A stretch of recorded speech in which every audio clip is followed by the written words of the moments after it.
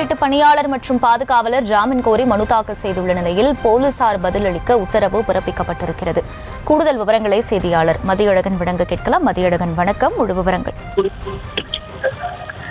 நடிகை அளித்த புகாரின் அடிப்படையில் பதிவு செய்யப்பட்ட பாலியல் வன்கொடுமை வழக்கில் விசாரணைக்கு ஆஜராக கூறி நாம் தமிழர் கட்சி ஒருங்கிணைப்பாளர் சீமானுக்கு வலசரவாக்கம் போலீசார் சம்மன் அனுப்பினர்.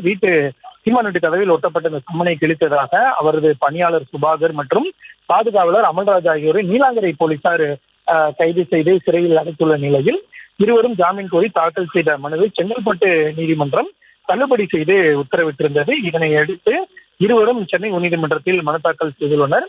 அதில் அரசியல் உள்நோக்கில் தங்கள் கைது செய்யப்பட்டுள்ளதாகவும் காவல்துறை கூறிய குற்றச்சாட்டு அனைத்தும் தவறானது எனவும் துப்பாக்கிக்கு உரிய அனுமதி இருப்பதால் ஆயுத பிரிவு சட்டத்தின் கீழ் கைது செய்ய முடியாது எனவும் இந்த மனுவில் கூறியுள்ளனர். மனு நீதிபதி சுந்தரமோகன் முன்பு விசாரணை கொண்டபோது காவல்துறை சார்பில் ஆஜரான வழக்கறிஞர் அருள் செல்வம் மனு குறித்து பதிலளிப்பதற்காக வெள்ளிக்கிழமைக்கு விசாரணையை ஒத்திவைக்க வேண்டும் என கோரிக்கை வைத்தார். இதற்கு எதிர்ப்பு தெரிவித்த மனுதாரர்கள் தரப்பு வழக்கறிஞர் காவல்துறையின் இயலாமை காரணமாக வெள்ளிக்கிழமைக்கு ஒத்திவைக்க கோருவதாக குற்றம் சாட்டினார்.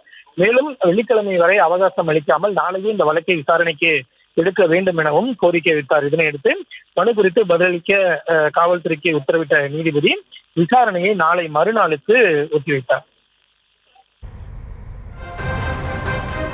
விவரங்களுக்கு நன்றி மதியழகன்.